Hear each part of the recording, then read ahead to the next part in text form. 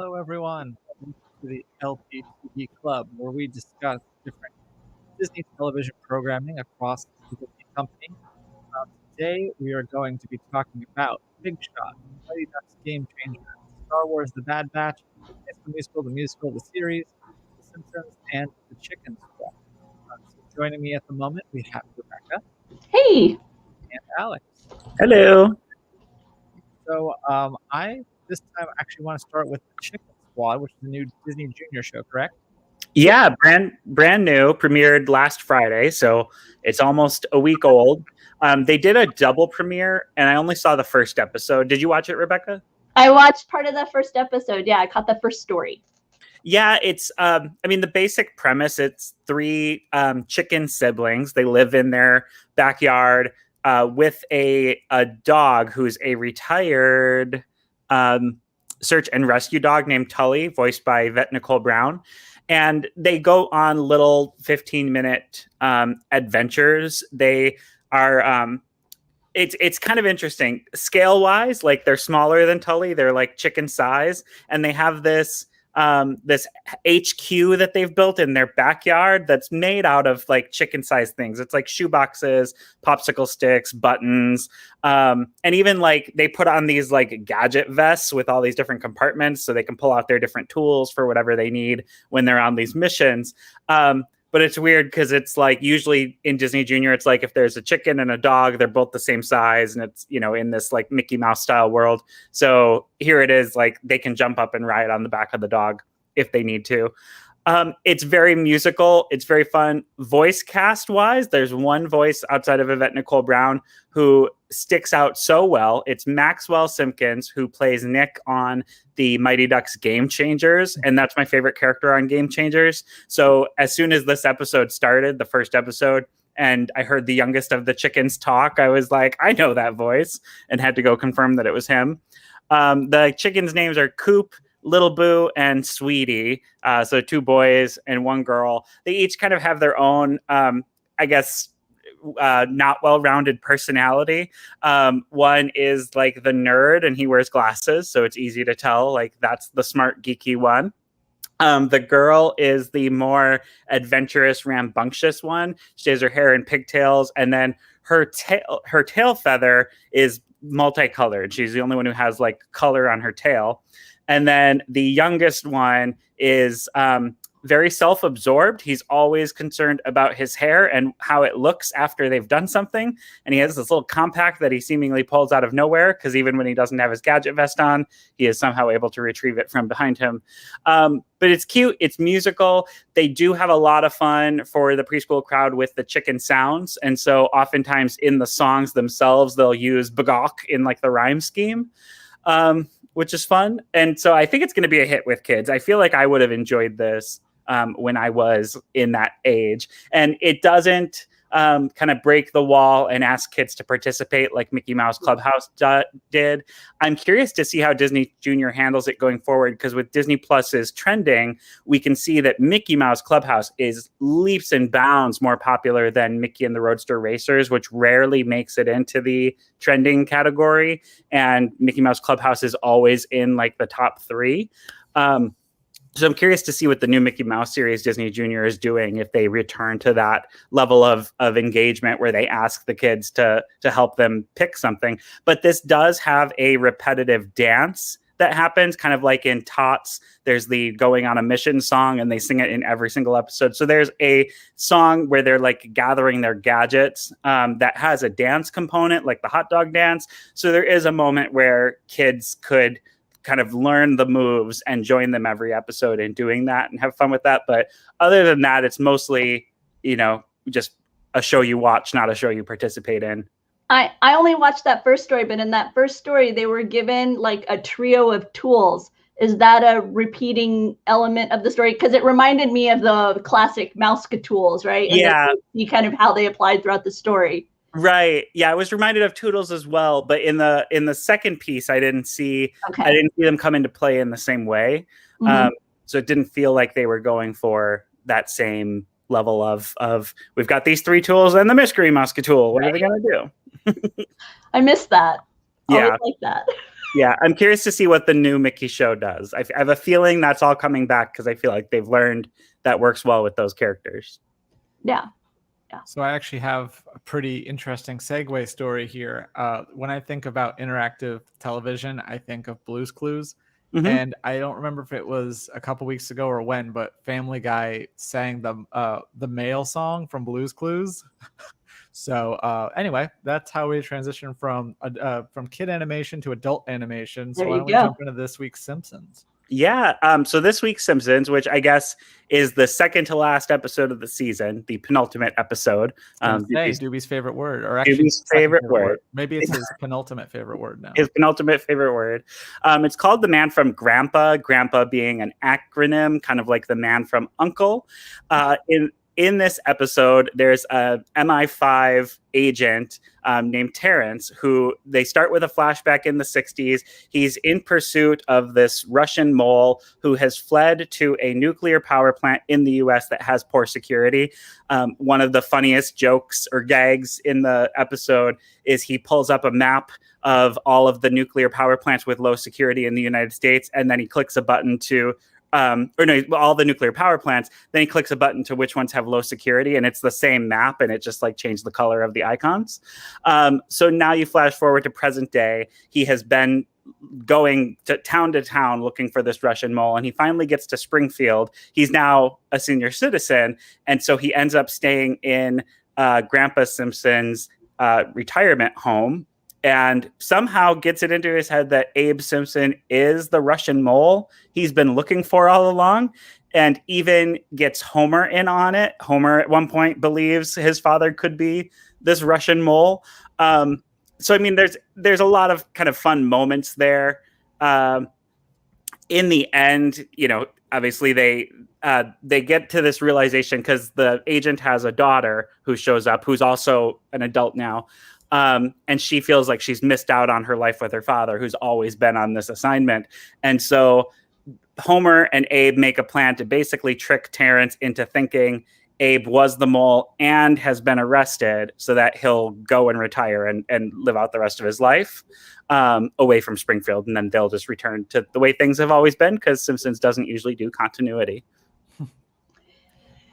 Did you happen to download? I saw that they released a couple weeks ago the Morrissey-esque song from Simpsons. I didn't, and I haven't seen that episode yet. I'm a little behind, but I will. I think it's exciting that they're putting out songs from Simpsons, because there's obviously such a back catalog of music that has gone unreleased outside the show. It'd be nice to see some of that hit the music streaming services. And I think it's great that going forward, we can kind of expect now that this precedent has been set that when there's a new song in Simpsons, it'll appear in your streaming services. Yeah. Well, you'll have to check out that episode and check out the song. I like it. And I'll have to have Doobie check it out too. Although he might resent it a little bit. And I remember it made the news because Morrissey talked back about his portrayal in the episode. Or someone representing Morrissey did, yes. Yes. I mean, it was very obvious parody to anyone at all familiar with the Smiths and Morrissey. So yeah. But moving on, today is actually National Streaming Day. So Disney Plus and the Disney Bundle have been releasing all sorts of news, which you can find over on laughingplace.com. And we also did a stream. So after this, if you want to check out our Streaming Day stream. But for the rest of the show, we're going to talk about programs that you can find on Disney Plus. So I'm actually going to head to you, Rebecca, if you'll tell us about the latest episode of The Bad Batch.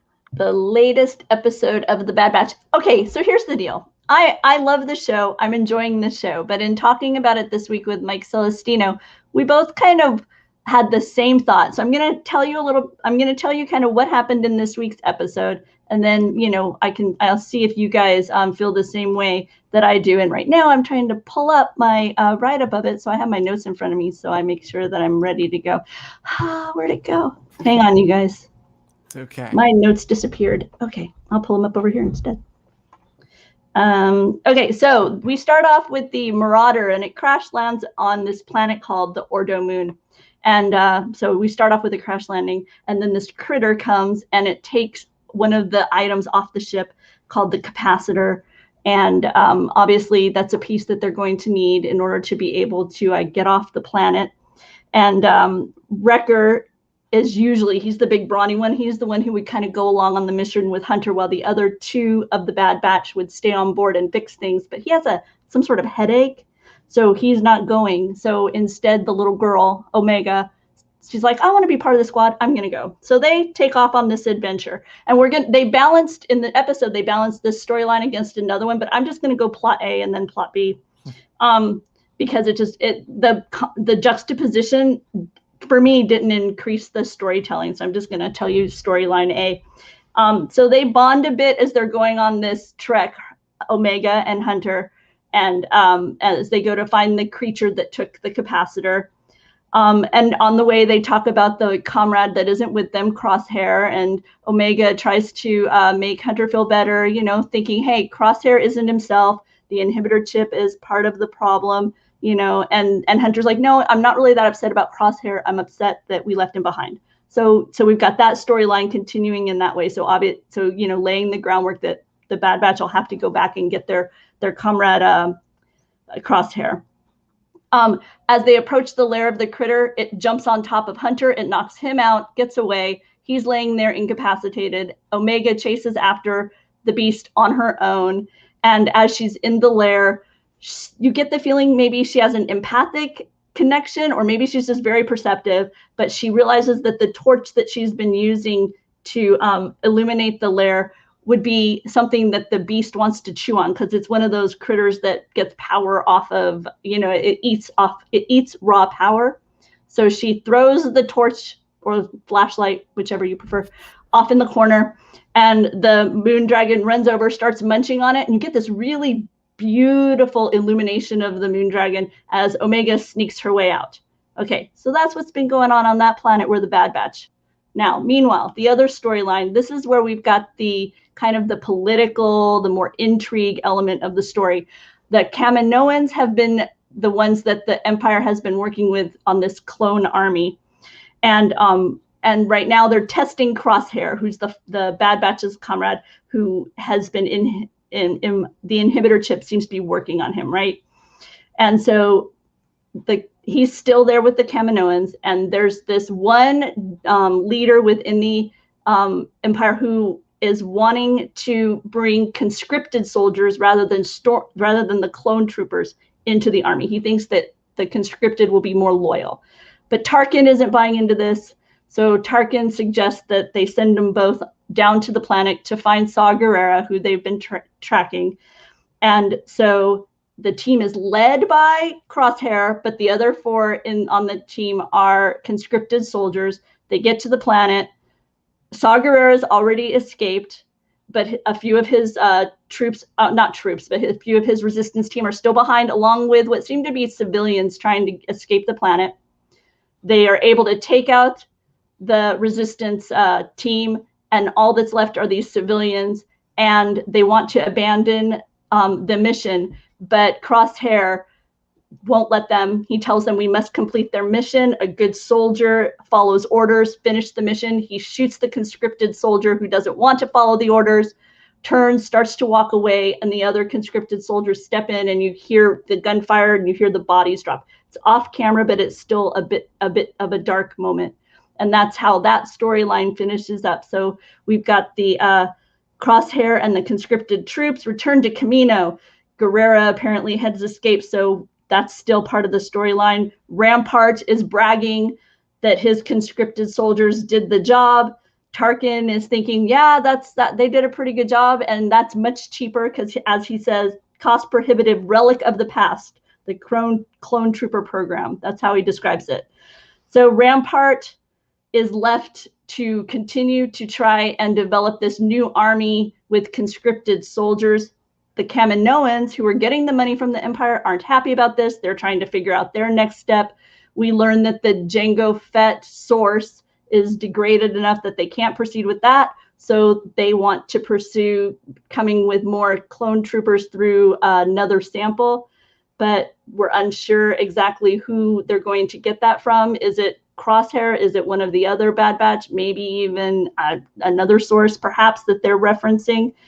That part of the storyline fades out as we see Crosshair on his way back after the successful mission to his bunker where he used to be with his team, his Bad Batch cohorts. And you get a sense that he still is wrestling, even though the inhibitor chip really has him following orders from the Empire. You get the feeling that there's a little bit of an internal struggle.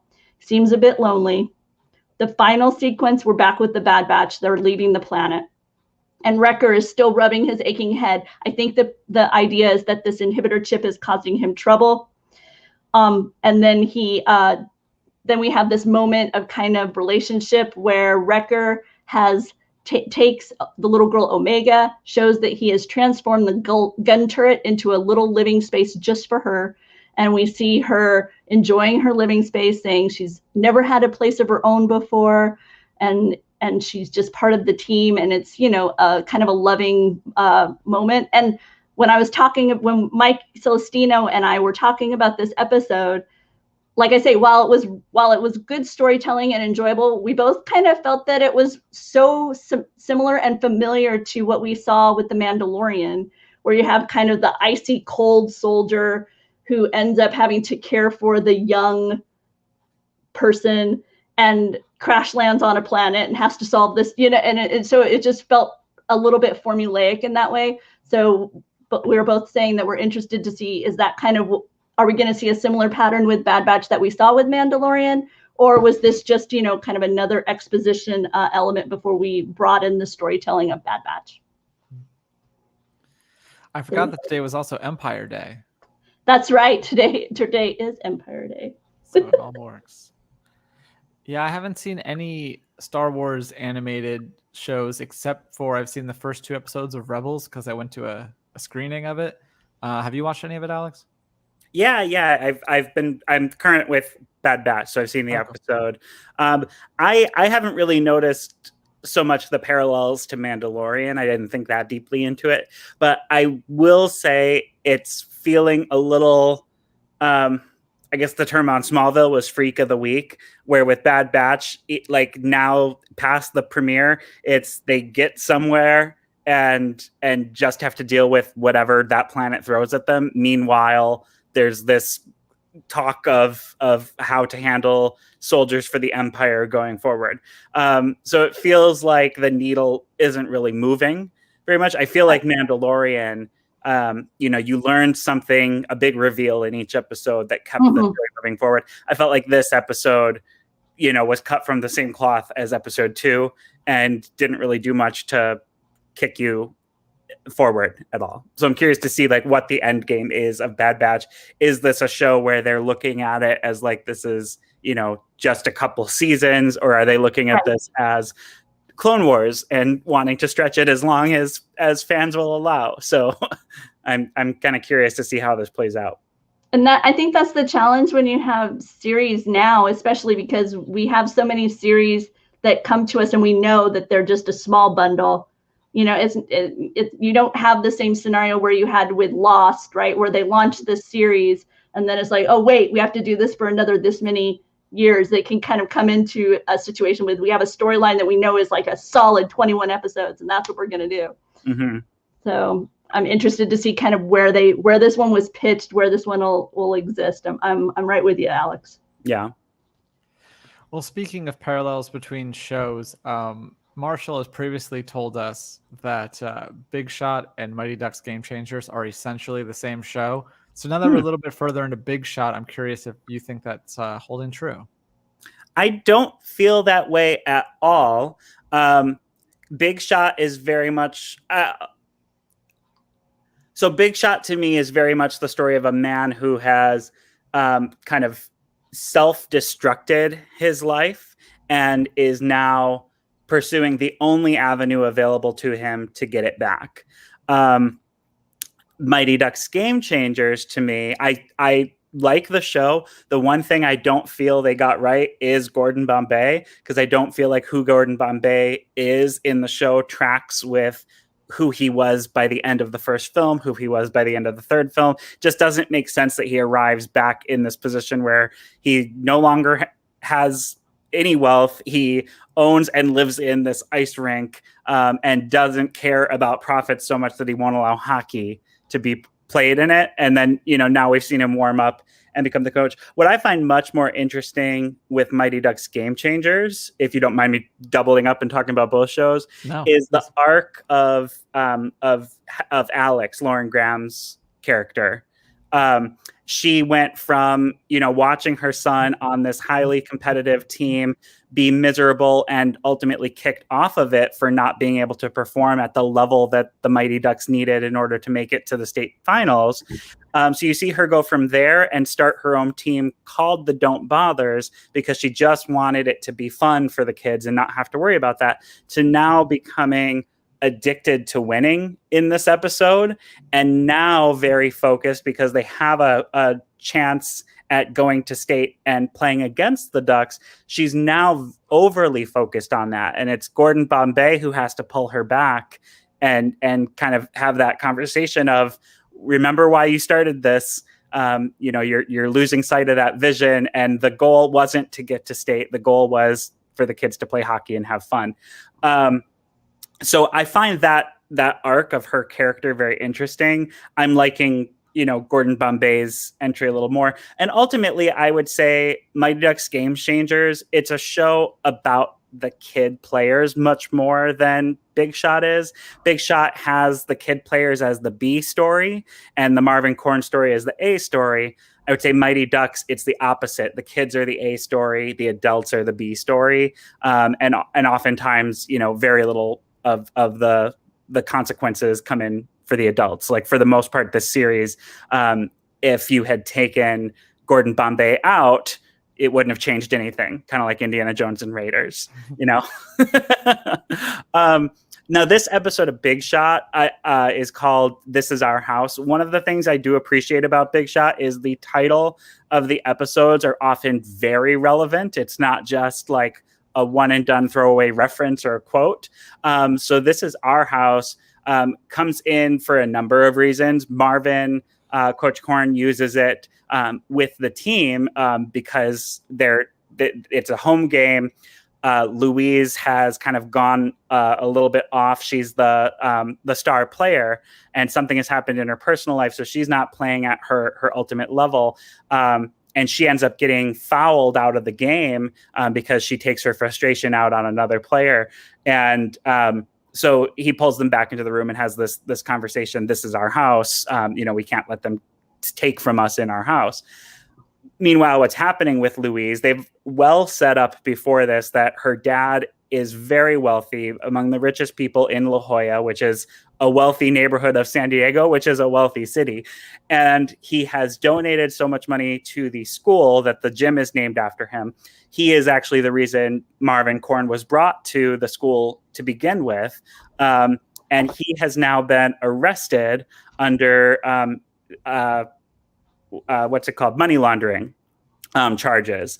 And so when Louise arrives home in one part of the episode, she walks up to all of her stuff being carted out. It's like the first episode of Schitt's Creek. All their stuff is being confiscated to be searched and inspected.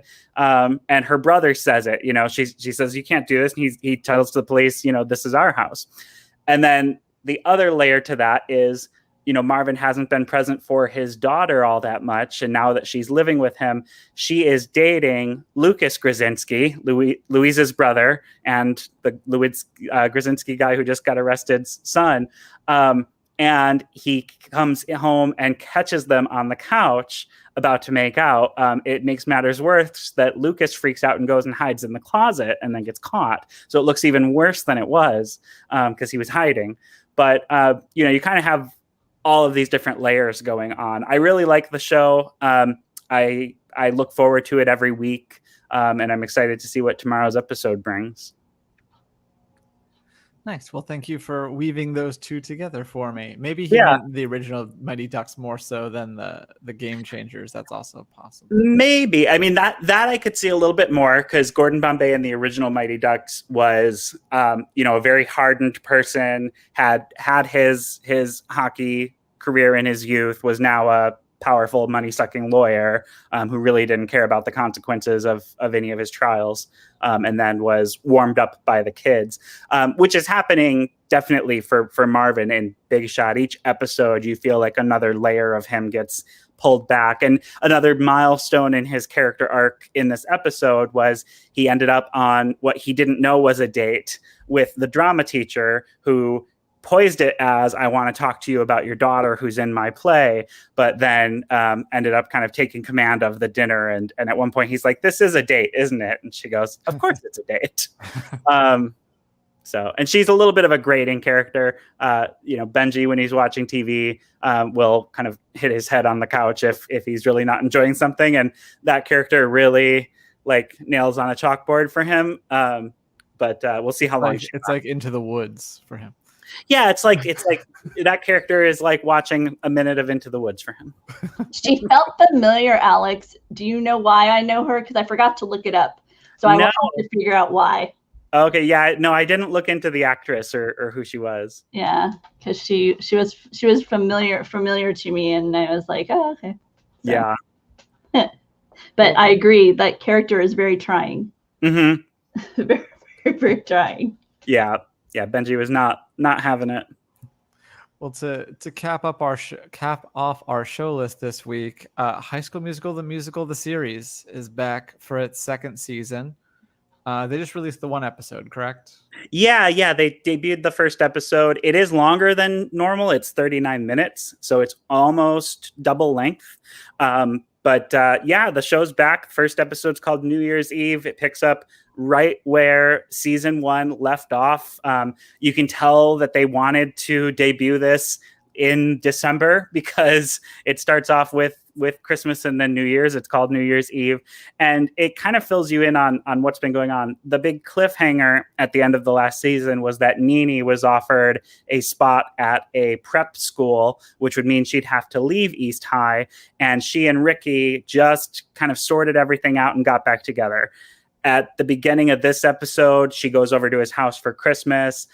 His mom has left, for anyone who's watched the show and remembers, and she is not coming back confirmed. And so it's Ricky's first Christmas without his mom. His dad drops the news that without the mom there, he can't afford their house anymore. So they're going to be selling it and moving into a smaller apartment. So he kind of gets these bombs dropped on him. And then she comes over and she's planning to tell him about her new school that she's going to. But he brings up that he is so, like, the thing that's keeping him together is knowing that he and her are going to be at school together playing Troy and Gabriella 2 in the High School Musical sequel, which is, they're so sure that is what Ms. Jen, the drama teacher, is going to choose for the spring musical. On the side, Ms. Jen, while she's shopping for costumes for High School Musical 2, because surprise, that's what she was planning on doing, she bumps into her ex-boyfriend from high school who went to Juilliard, had a successful Broadway career. He's played by, what's his name? Derek Huff, thank you.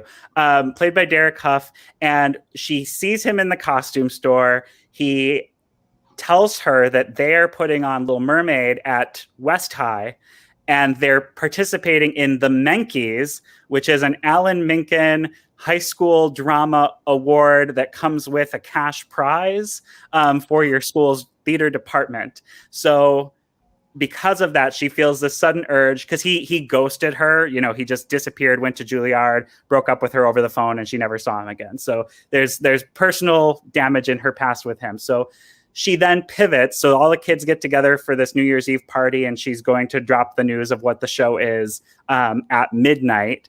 And so, countdown to midnight, Nene ends up breaking the news to Ricky kind of in the worst way possible right before midnight when they're supposed to be doing their kiss, because she just snaps and has to get it out. And then Miss Jen reveals that the show they're doing is actually Beauty and the Beast. Which we already knew. They kind of announced that for the fans, like right after the first season ended, and they greenlit season 2. They said the show within the show is Beauty and the Beast. But it's just funny bringing in that extra level of fandom of the Menkeys.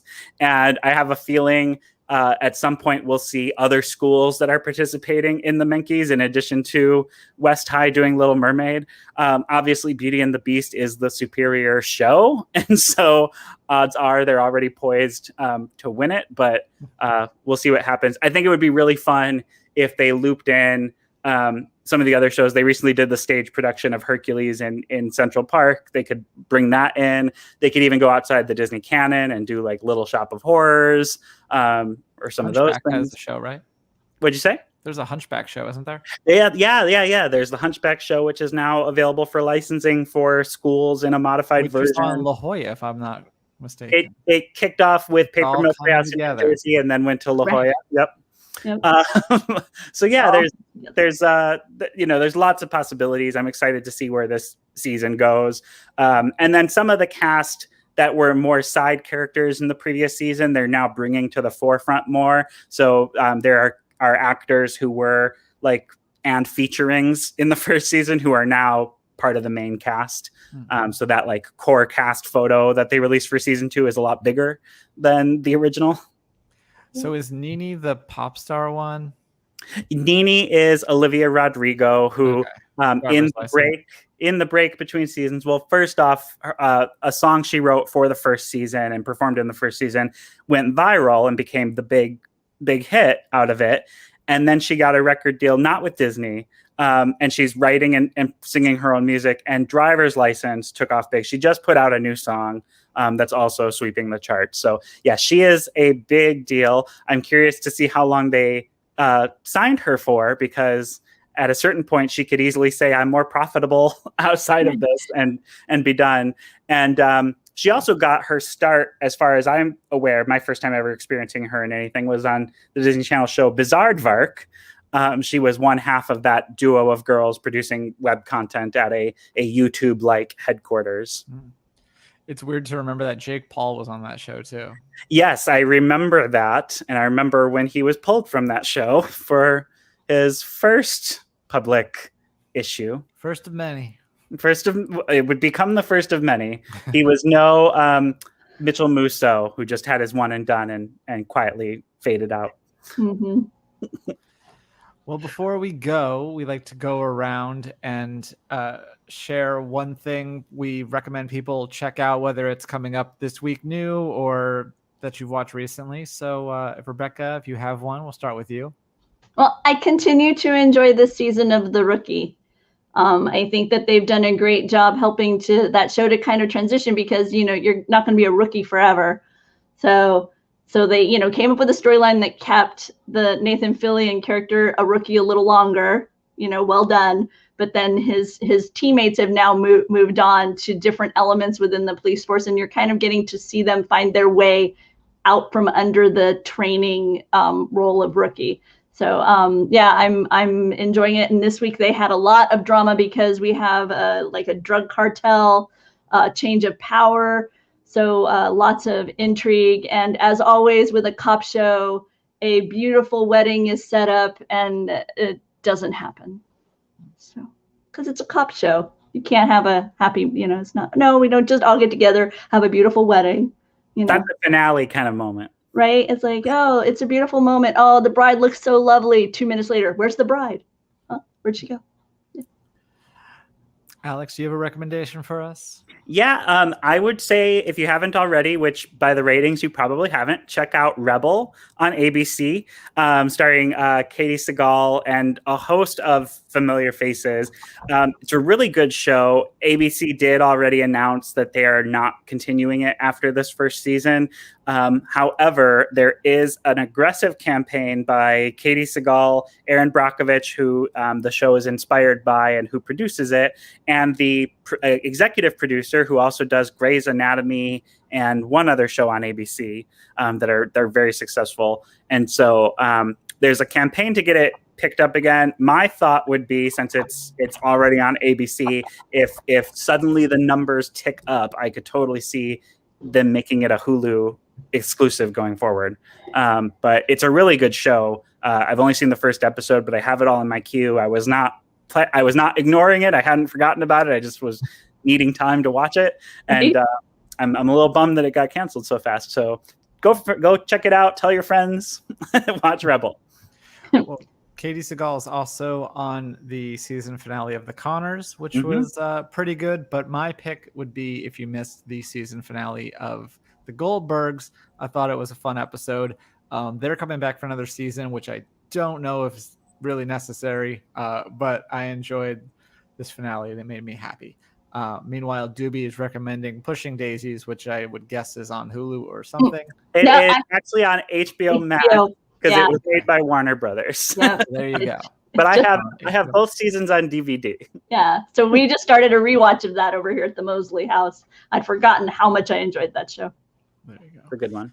I don't know what we're rewatching at the moment. We might do Community again, or we might try Boston Legal, or just mix it up. Both good choices.